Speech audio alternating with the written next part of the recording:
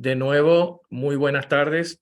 Qué bueno que estamos en contacto en esta segunda clase del curso Educando en Enfermedad Inflamatoria Intestinal.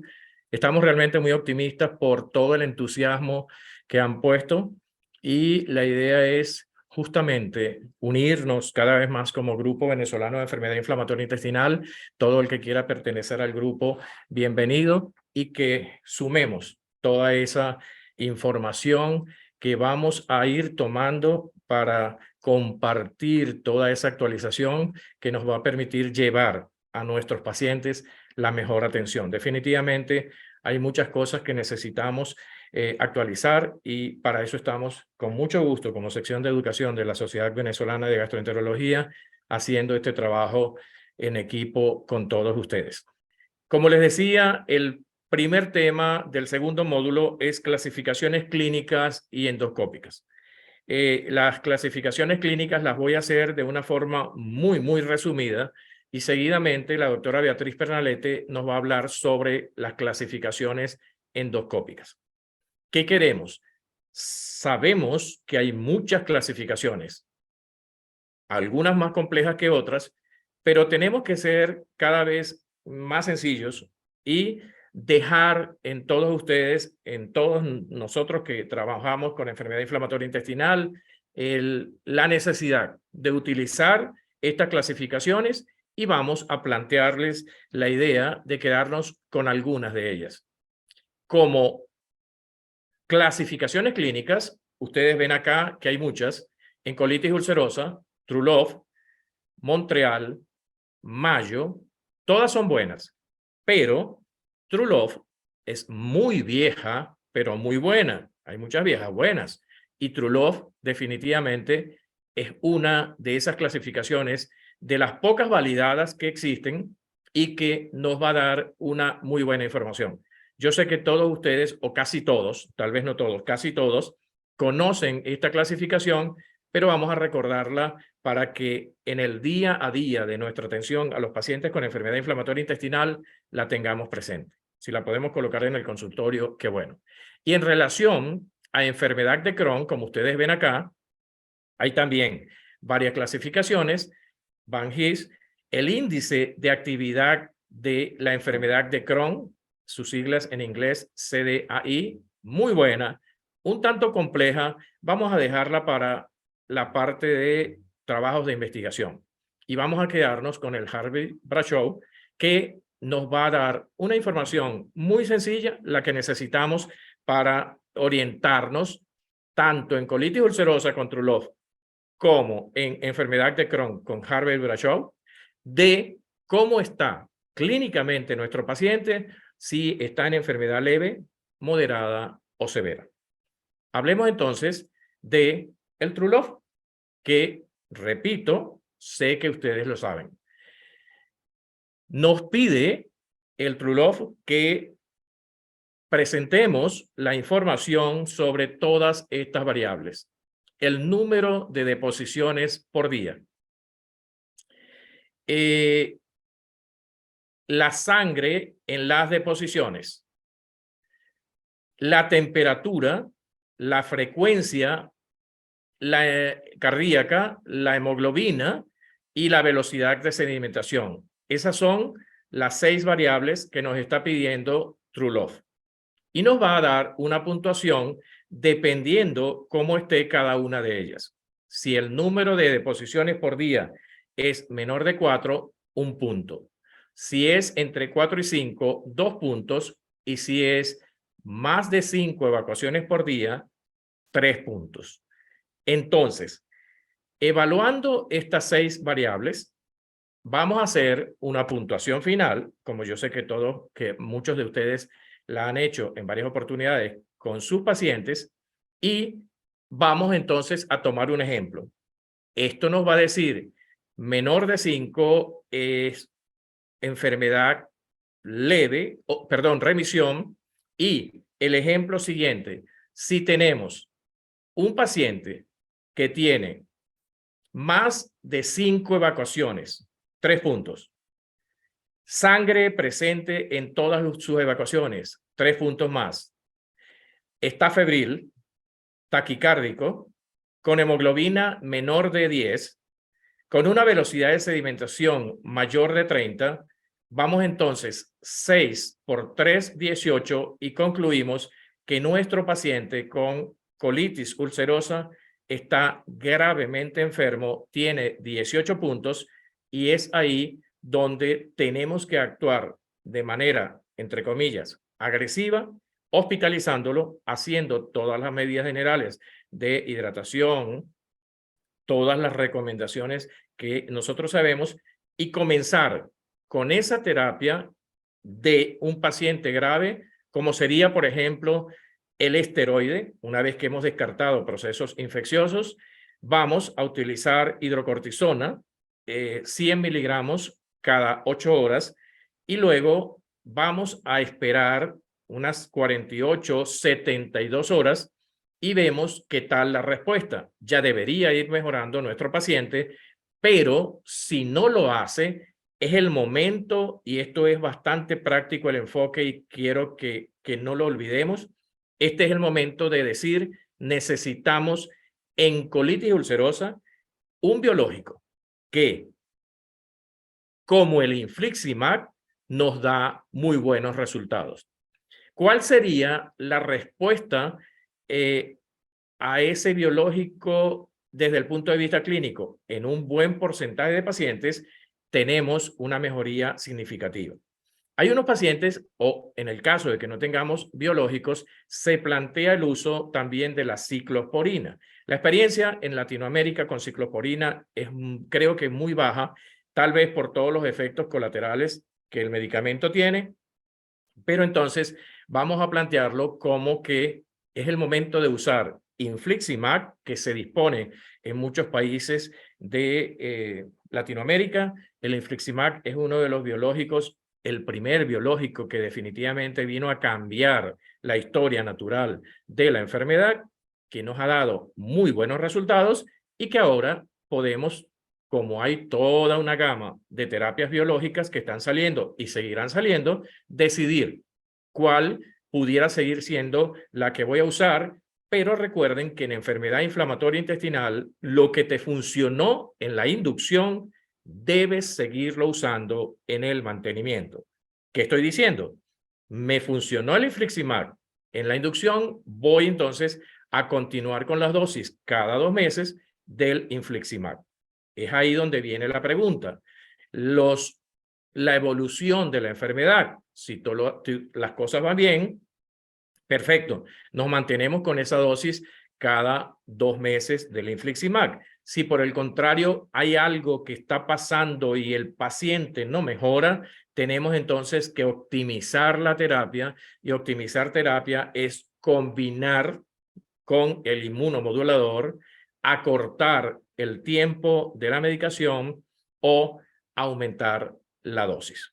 Eso es lo que llamamos optimización en enfermedad inflamatoria intestinal.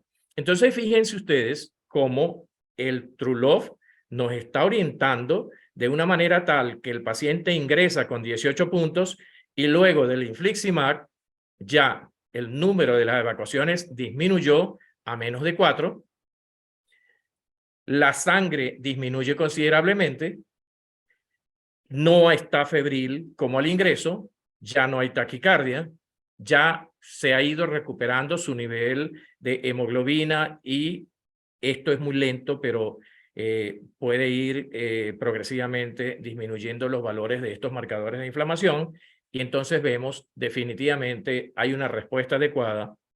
Nuestro paciente que ingresó en muy malas condiciones generales con un Trulof de 18, ahora ya está en enfermedad moderada o leve. Esto se los digo de manera insistente porque, en definitiva, tenemos, por favor, que utilizar de rutina la clasificación de Trulof, que nos va a evaluar muy de cerca lo que está ocurriendo desde el punto de vista clínico. Esto en colitis ulcerosa. Pasamos entonces al Harvey. En relación al Harvey, tenemos entonces que vamos a evaluar las variables siguientes. ¿Cómo está el estado general de nuestro paciente? Y como ustedes ven acá, las diferentes puntuaciones. Muy bien, ligeramente decaído, está en muy malas condiciones, mal, severamente, o un término utilizado por los americanos, terriblemente enfermo. Esto sería para nosotros el paciente en condiciones de mucha gravedad, de mucha severidad de la enfermedad. Dolor abdominal no hay, 0. Si hay leve dolor abdominal, 1 punto. Si hay 2 puntos, coloco 2 puntos cuando el dolor es moderado. Cuando el dolor es grave, realmente significativo, 3 puntos. Y de esta forma vamos a ir sumando hasta tener una puntuación definitiva. Tenemos entonces un ejemplo.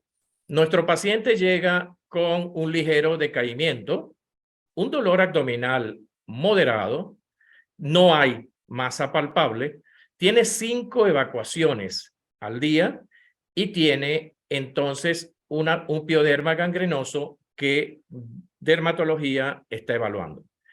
1 punto por el pioderma gangrenoso, más 5 de las evacuaciones, no hay masa 0, dolor abdominal 2 puntos, son 7. En relación al estado general, un ligero decaimiento 1 tiene 8 puntos. Nuestro paciente con enfermedad de Crohn está en fase moderada de la enfermedad desde el punto de vista clínico. Cuando tenemos enfermedad moderada o severa en Crohn, también tenemos que plantear el uso de terapias como los biológicos, que sabemos que por lo profundo de la afectación, por las complicaciones, por la manifestación extraintestinal que, como ustedes ven, ya tiene este caso que les acabo de comentar del pioderma gangrenoso, la terapia biológica también es una buena alternativa. No estamos diciendo que en enfermedad inflamatoria intestinal todos los pacientes son para terapia biológica. Que quede grabado eso. Si el paciente tiene un True Love que me dice con la puntuación que hay enfermedad moderada, la piedra angular del tratamiento es los aminosalicilatos, la mesalazina, mejor que la sulfapiridina, que la sulfidina. Sabemos que la mesalazina tiene menos efectos colaterales que la sulfasalazina, pero las dos son buenas y las dos pueden funcionar. Entonces, teniendo ya esta información que a partir de hoy vamos como rutina en nuestras consultas y en nuestras unidades de enfermedad inflamatoria intestinal, las clasificaciones desde el punto de vista clínico, el True Love en colitis ulcerosa y el Harvey-Brachov en enfermedad de Crohn. Cualquier duda, por favor, la comentan y con mucho gusto las vamos a ir aclarando al final de las presentaciones. Ahora, ya, como les decía, esta presentación mía es muy corta porque quise resumir las 2 clasificaciones que estamos recomendando que ustedes usen desde el punto de vista clínico para continuar entonces ahora con las clasificaciones endoscópicas, y tenemos el gran gusto de presentar a la doctora Beatriz Pernalete. Doctora Pernalete. Ok. La doctora Beatriz Pernalete está en México, pero siempre con nosotros en contacto porque, bueno, necesitábamos estar allá en estos meses.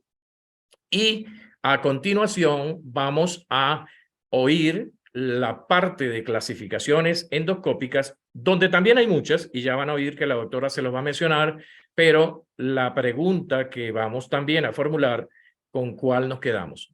Adelante, doctora Pernalete, con su conferencia Clasificaciones endoscópicas en enfermedad inflamatoria intestinal. Muy buenas tardes. De verdad, un gusto, un placer y un honor estar compartiendo con ustedes. Y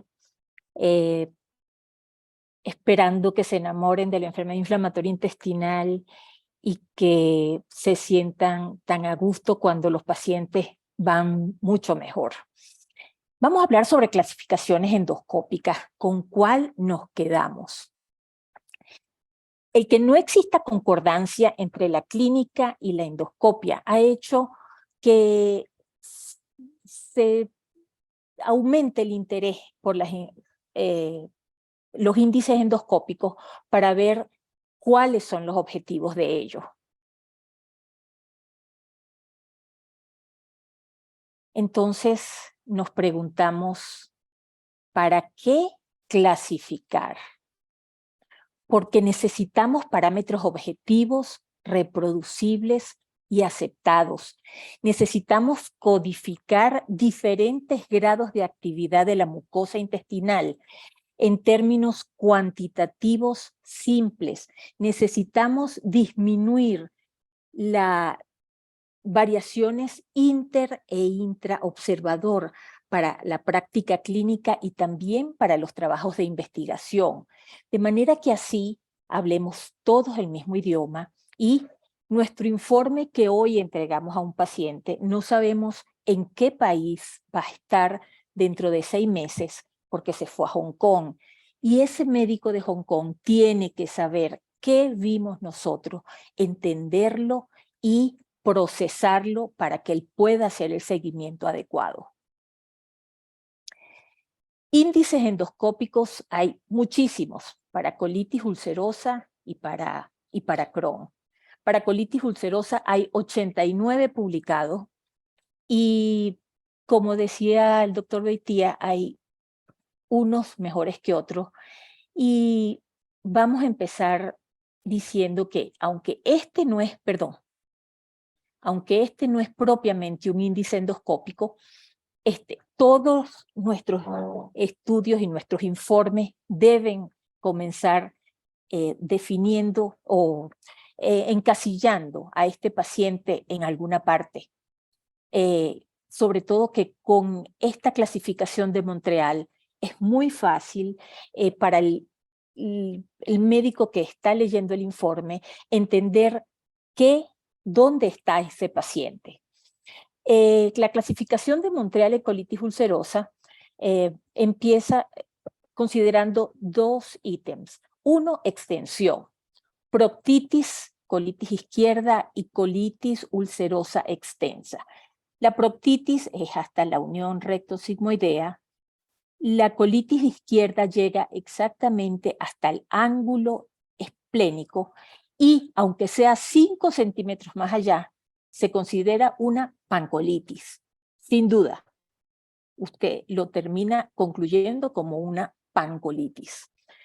En relación a la severidad, más o menos toman en cuenta los mismos criterios que toma Trulov.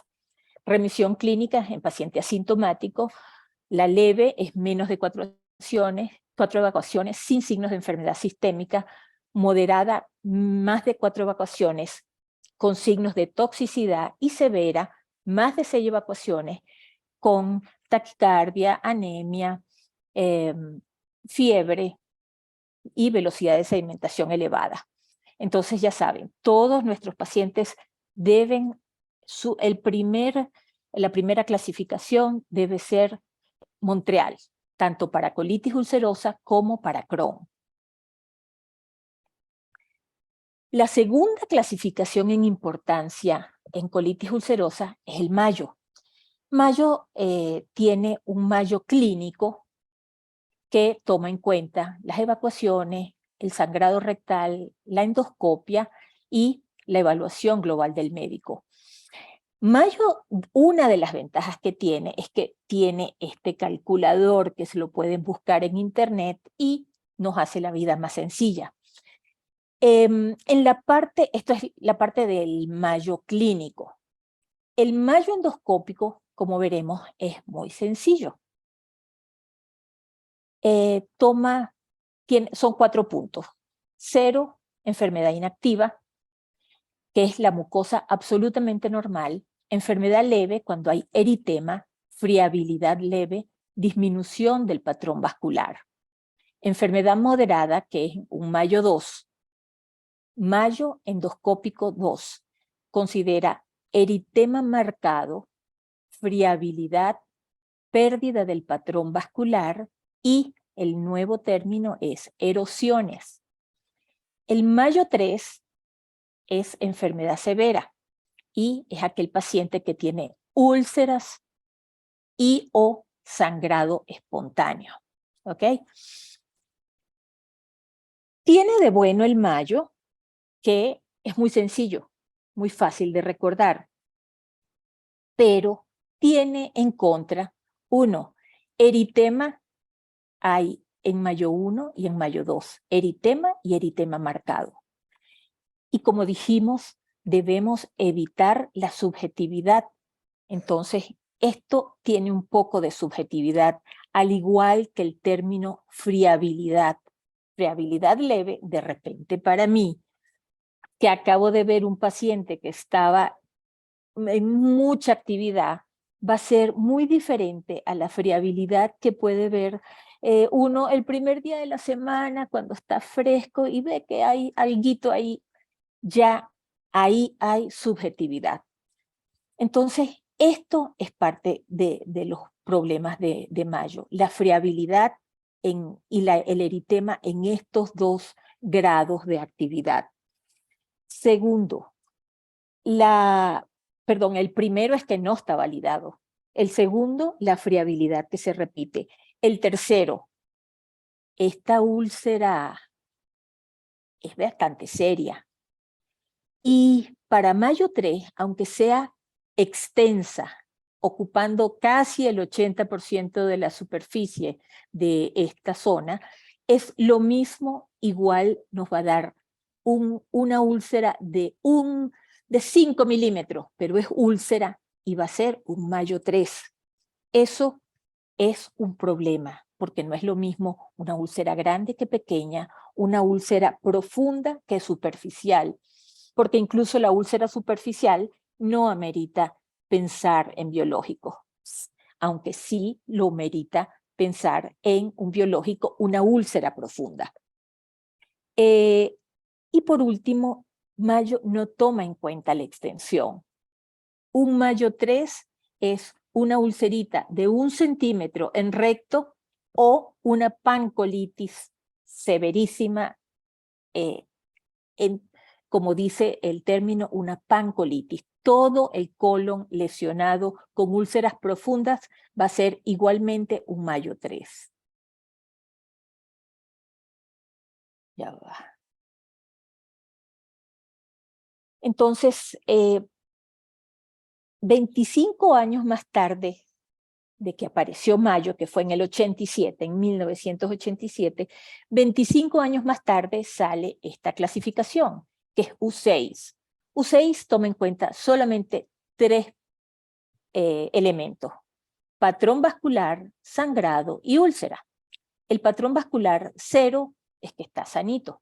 Patrón vascular desaparecido en parches, obliterado en parches, es un U6-1, y si está toda la mucosa sin observar patrón vascular, es un U6-2. El sangrado, sin sangrado 0, un sangrado mínimo de mucosa, es un sangrado 1.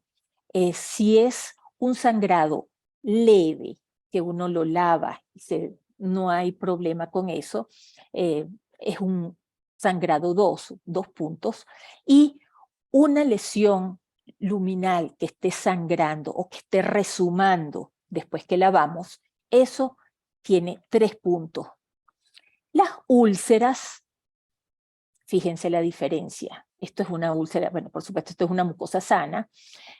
Una úlcera pequeña de menos de 5 milímetros, perdón, sí, de 5 milímetros.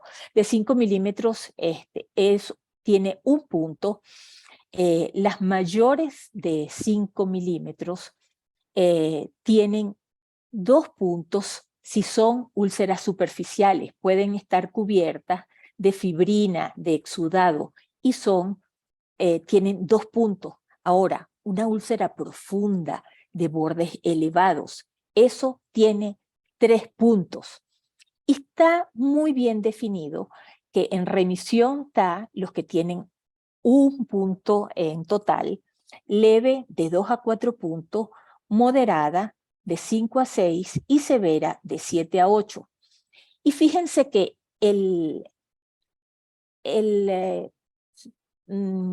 formato en el que hay que vaciar esto es demasiado fácil. Fíjense que aquí está retratado, y es demasiado sencillo para tenerlo en el consultorio. Ahora, para comparar la diferencia entre U6 y mayo, veamos estas lesiones de sigmoides. En sigmoides aquí tenemos un patrón vascular 2, no se ve patrón vascular, un sangrado 2 en esta zona, que bueno, hay sangrita, pero probablemente uno la lava y eso se lava sin problema. Erosiones o úlceras 3, porque hay úlceras profundas. Miren, esta es una úlcera profunda. Esta no tanto, esta luce como una úlcera superficial, pero esta aquí es una úlcera profunda. Esto es un U6, 7. Y si la clasificamos por mayo, es un mayo 3, porque tiene úlcera. Ahora fíjense esto.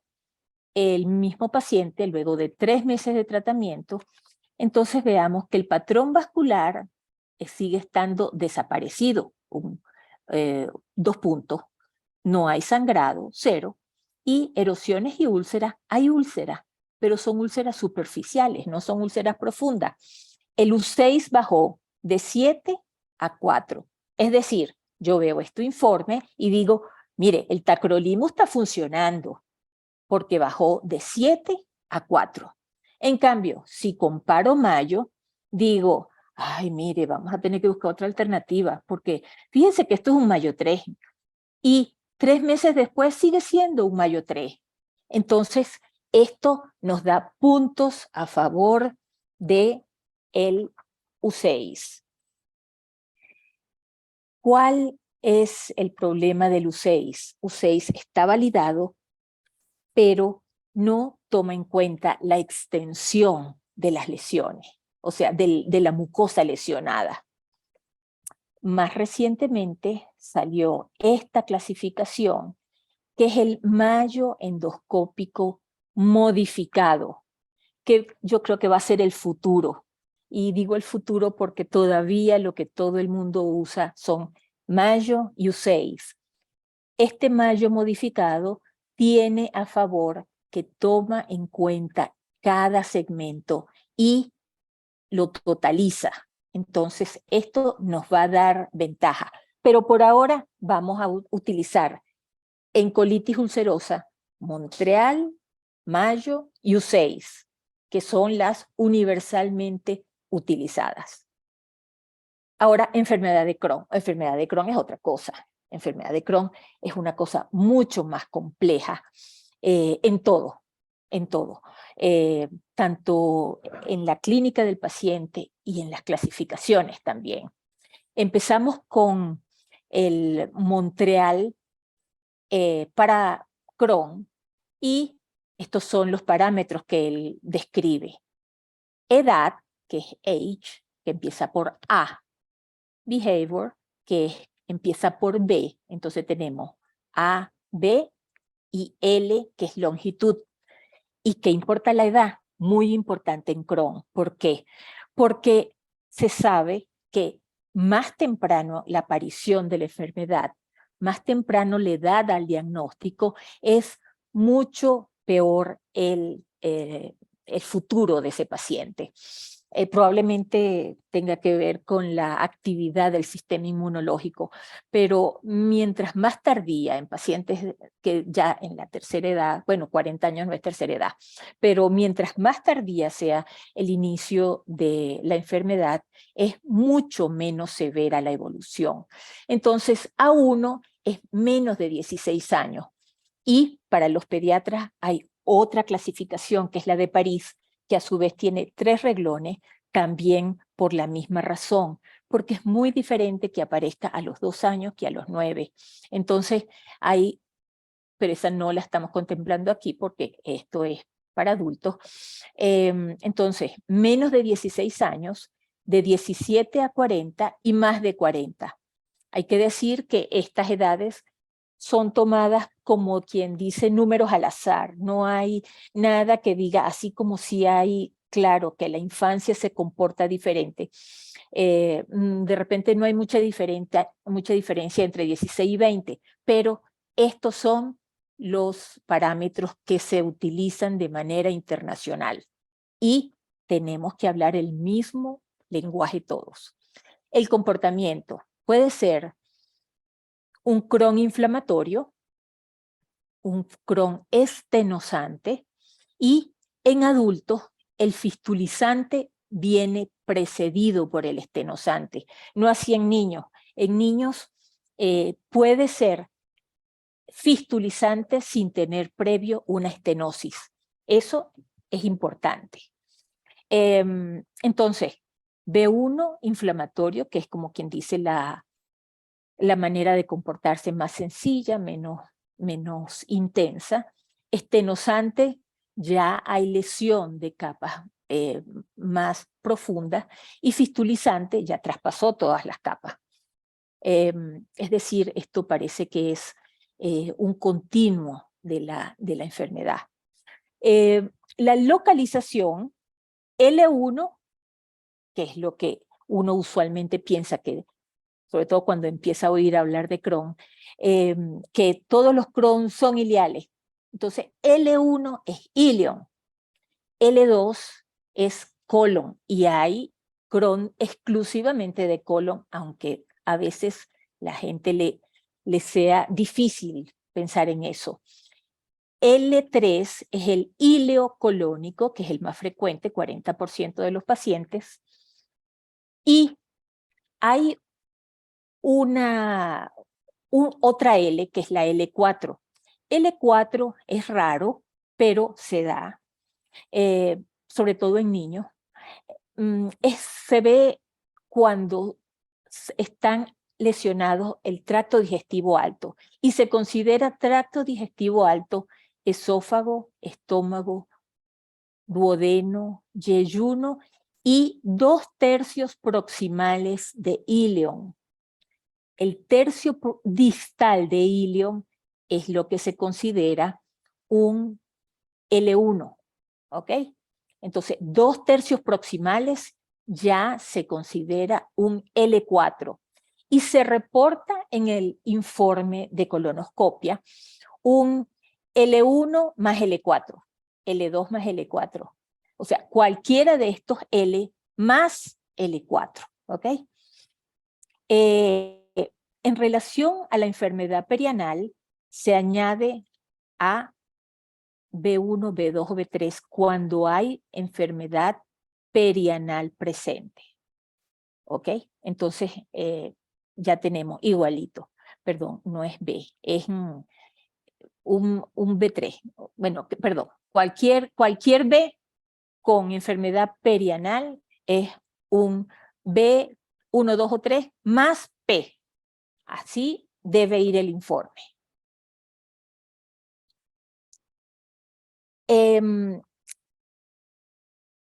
El CDEIS, como es llamado, el CDEIS fue reportado por primera vez en 1989. Fue el primer índice de los 9 reportados en la literatura que fue validado, y es muy bueno porque considera los 5 segmentos en los que debemos dividir el colon, pero tiene de malo que es engorroso. Sin embargo, es el más utilizado en los estudios de investigación, y no nos vamos a detener en él, pero sí nos vamos a detener en el CES-CD, el score endoscópico simple para enfermedad de Crohn. No ha sido validado, apareció 15 años después del CDEIS, y actualmente es el que más se utiliza en la clínica. Tiene de bueno que, aunque no ha sido validado, tiene muy buena correlación con el CDEIS, que sí fue validado, y es mucho más sencillo de validar. Fíjense que la tabla que yo dibujé aquí es muy simple. Pone los 5 segmentos de ilion y de colon. Ilion, colon derecho, transverso, izquierdo, descendente y sigmoide, ¿ok? Y aquí se totaliza. ¿Qué toma en cuenta? Solamente 4 ítems.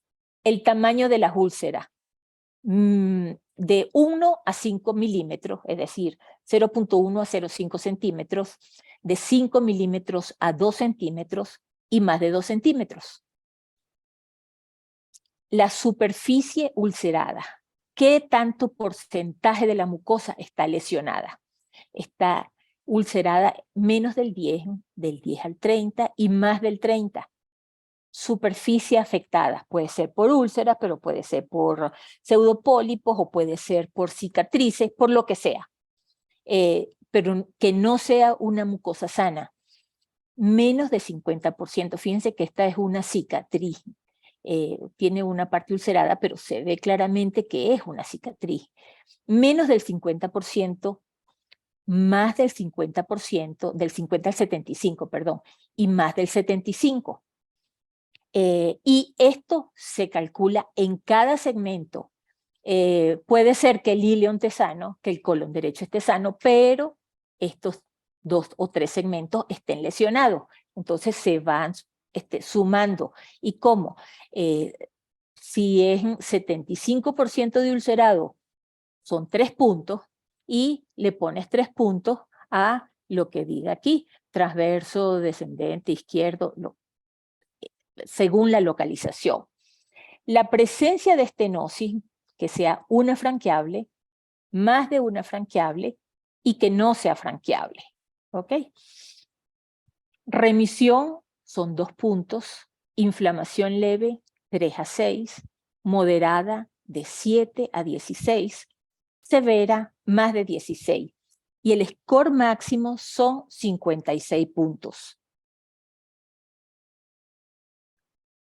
Está en contra que no toma en cuenta, no toma en cuenta el número de segmentos lesionados.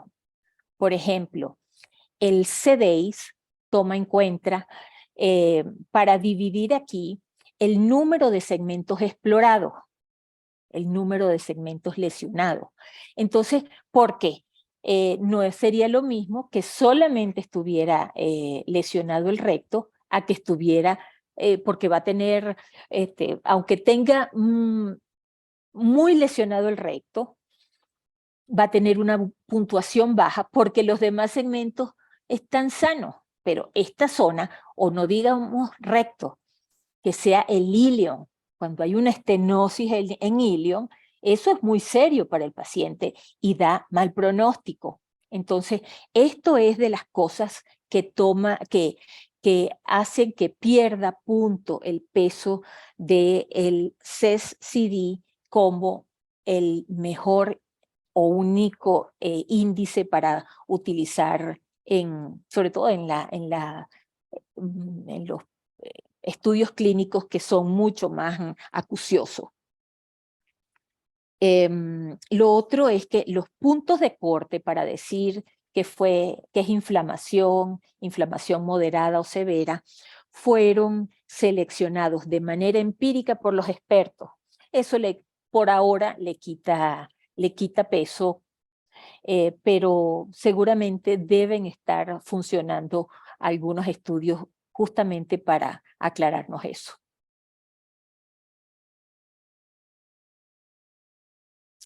El score de Rogers es el que nos evalúa el grado de recurrencia postoperatoria en la anastomosis ileocolónica.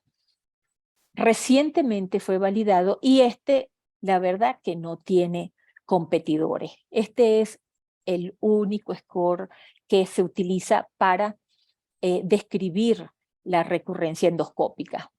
0, sin lesiones. 1, menor de 5 aftas. 2, más de 5 lesiones aftosas con mucosa normal entre ellas o áreas salteadas de lesiones de mayor tamaño.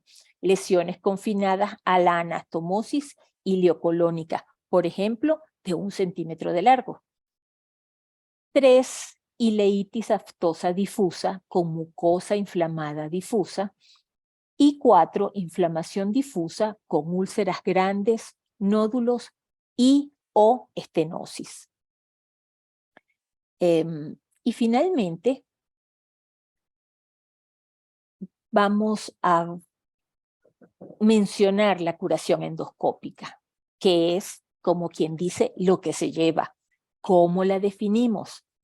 Según el estudio STRIDE 2, como ven aquí es bien reciente porque es del año 21, curación endoscópica debe ser medida en enfermedad de Crohn por CES-CD y debe tener menos de 3 puntos o ausencias de úlcera en el subscore de úlcera, menos de 1 punto.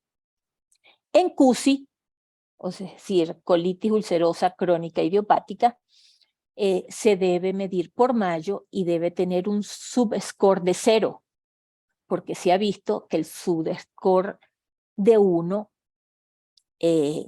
no es el mejor. Lo ideal es llevarlo a 0, pero por U6 debe ser igual o menor a 1. Entonces, cura endoscópica es una meta a largo plazo y se debe considerar cambio de tratamiento si no se consigue.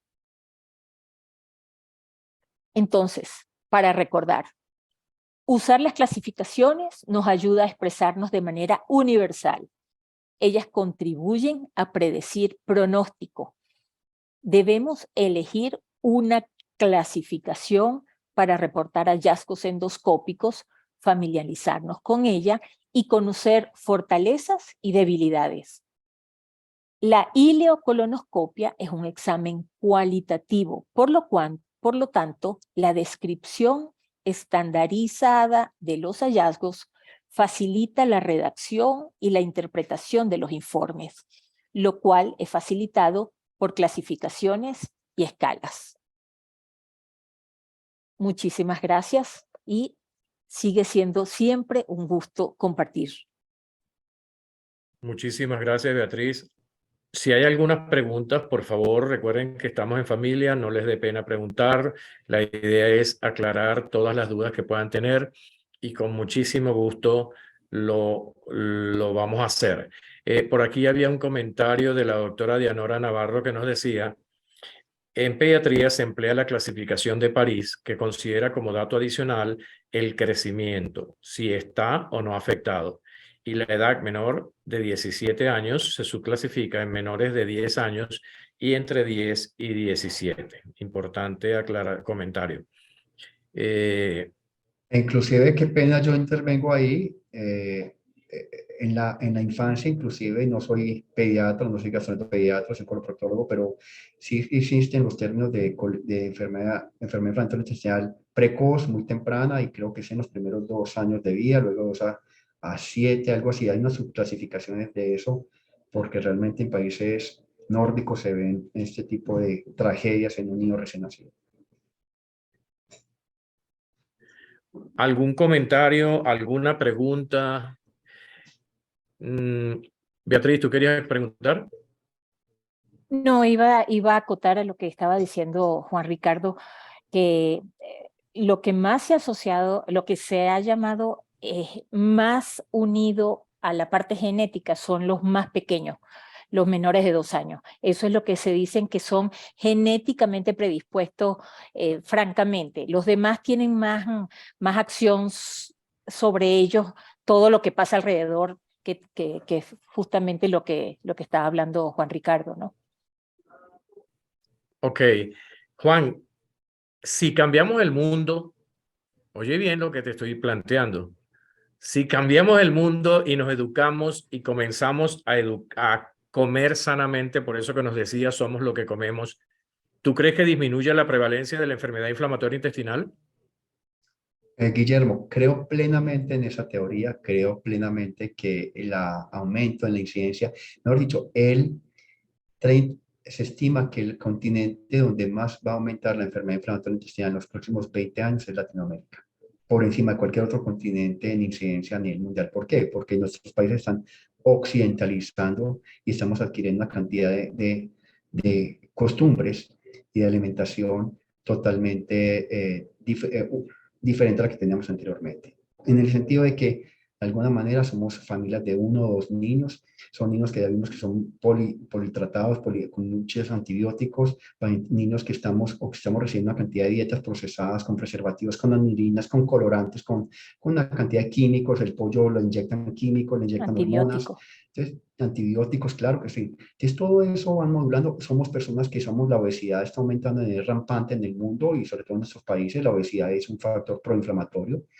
También toda esta parte de exposición a radiaciones como Wi-Fi, como Bluetooth, como lámpara LED, todo este tipo de computadores generan radiaciones, toda esa cantidad de antenas que tenemos de transmisora de datos y de radiaciones, eso tiene que afectar. Somos también familias en las cuales, como decía yo, somos 1 o 2 niños, antes los niños eran 7, 8, 10 niños por familia, en los cuales dormían 3, 4 niños por habitación y la bacteria viajaba de boca en boca y la cuchara en las comidas viajaba de boca en boca.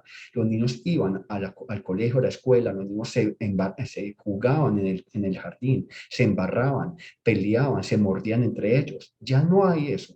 Ya ni siquiera vamos a un jardín porque ya existe el concepto del homeschooling. Ya ni siquiera nos exponemos al niño. Está completamente metido en una burbuja que se llama una casa. Vean que todos es antimicrobiano, son pinturas antimicrobianas, jabones antimicrobianos, o sea, tenemos un pánico. Todas las señoras en sus bolsos, carteras tienen alcohol glicerinado para limpiarse las manos siempre que saludan a alguien.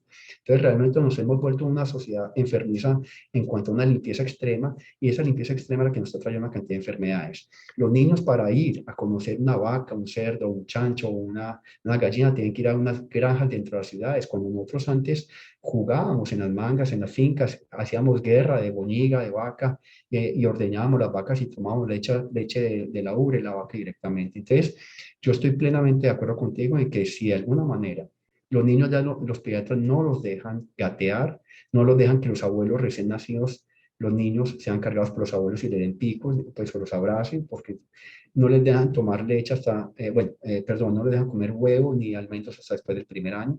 Entonces, en cambio, los campesinos a los 20 días están dándoles caldo de frijol, les están dando jugos y todo esto. Entonces, yo pienso que sí, yo creo que es una locura la que estamos viviendo y tenemos que volver un poquito a lo básico de la civilización, y yo creo que tenemos que comer de todo un poquito, tenemos que comer la proteína mugre, que es tan importante, y yo creo que eso de alguna manera nos genera mayor bienestar. Definitivamente, entonces, con todo eso que nos aportas como valiosa información, lo de la teoría de la higiene es cierta y tiene mucha justificación. Hay varias gastropediatras, cosa que nos llena de entusiasmo con nosotros, y preguntan, entre otras cosas, qué cantidad de colonias, Juan, y cuáles cepas utilizar. Realmente no es una pregunta fácil de responder porque el problema está en las cepas, que no tenemos la mejor cepa de probióticos para poder recomendarla y para que formen parte de un consenso. ¿Qué nos dices al respecto? Otra pregunta Yo, parecida es cómo determinar cuál probiótico es mejor, sobre todo en enfermedad inflamatoria intestinal con infectado post altas dosis de antibióticos. Perfecto. Hasta ahora no se ha visto que haya ningún beneficio en el uso de prebióticos ni probióticos en enfermedad inflamatoria intestinal. Realmente eso no ha demostrado su papel. En la única parte en la cual el probiótico, el BSL-3, sí tiene un papel en la disminución de la inflamación es en la resecoritis. Esa sí tiene un papel allí, y también como profiláctico también sirve, pero realmente ningún otro probiótico ha demostrado que se utiliza en enfermedad inflamatoria intestinal y que funciona adecuadamente. Así es. Falta mucho por estudiar, por investigar, y qué bueno que nosotros que estamos en esta onda de fomentar la investigación multicéntrica y podamos idear un trabajo, Juan, latinoamericano de microbiota. Vamos a pensar en esas cosas. Hay acá Excelente. hay una pregunta para la doctora Beatriz. Para evaluar la actividad de la enfermedad, ¿usted cree que existe en Crohn? CDI es excelente, ameritará modificaciones, por ejemplo, introducir calprotectina, pero es que son clasificaciones endoscópicas y las otras, esto ya es un marcador de inflamación. ¿Qué dice Beatriz? Te la Sí, repito. son dos cosas diferentes. Sí, son dos Sí. cosas diferentes. Probablemente en algún momento tendremos la oportunidad de decir, bueno, si usted tiene una enfermedad inflamatoria severidad tal, o con una calprotectina sin volver a repetir, mejor dicho, se pudiera intentar conseguir una conexión entre la clasificación y la calprotectina. La calprotectina nos debería servir para hacer modificaciones en, en los, La en terapia. los tratamientos, pero no he leído ninguna clasificación donde hagan correlación calprotectina. Sí. Eso creo que es lo que están preguntando.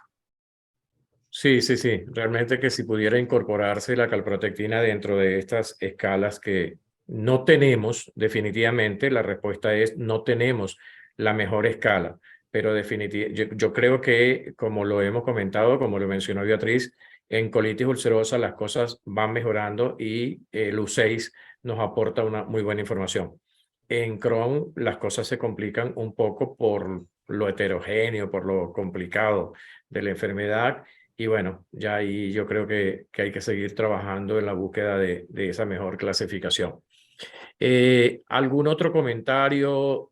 Juan, trasplante de materia fecal. Yo nunca he sido muy optimista y quiero estar equivocado. En colitis ulcerosa, casos aislados. En Crohn, no. En Clostridium, por supuesto que sí, y funciona muy bien. ¿Tú eres optimista en relación al trasplante?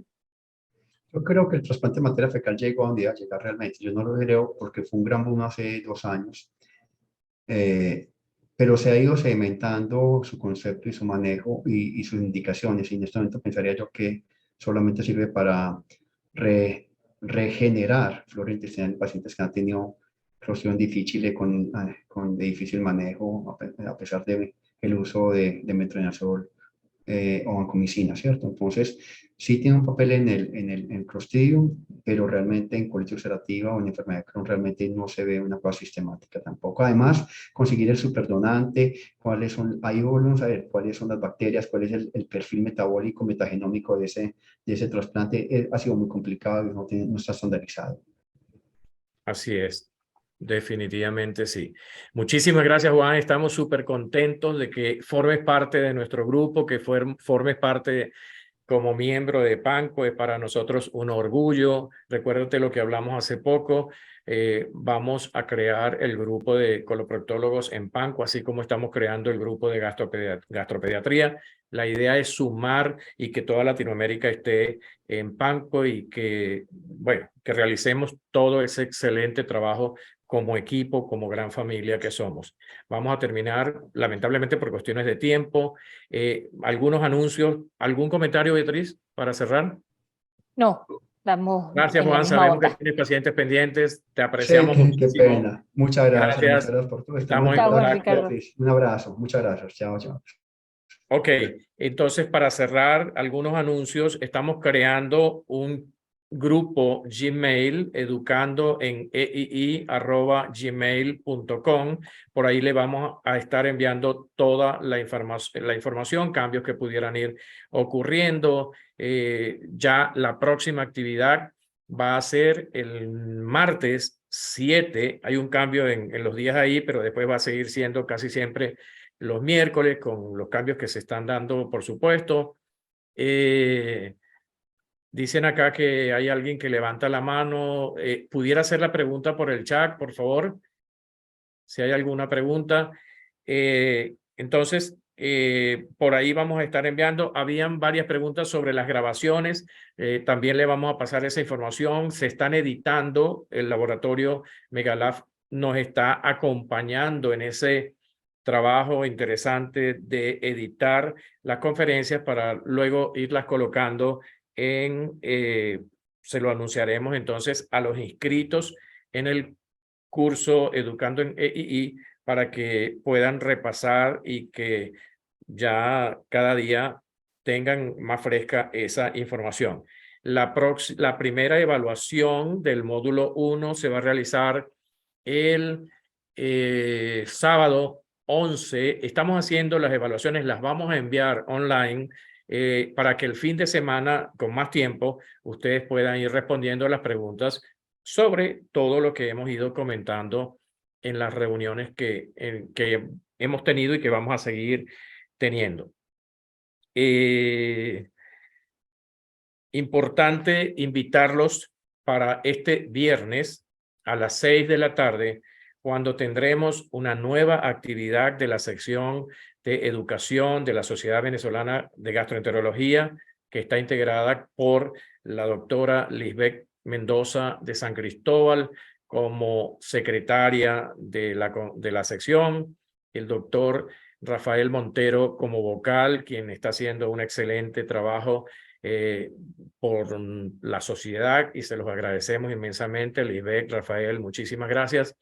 Con Lisbeth y con Rafael hemos hecho un trabajo desde hace varios meses organizando esta actividad que vamos a presentar para todos ustedes el próximo viernes a las 6 de la tarde, y es el inicio de un proyecto de investigación multicéntrico con todos los capítulos de la Sociedad Venezolana de Gastroenterología y con ese componente importante de salud y de prevención y de promoción que como sociedad también debemos implementar y debemos llevar a cabo.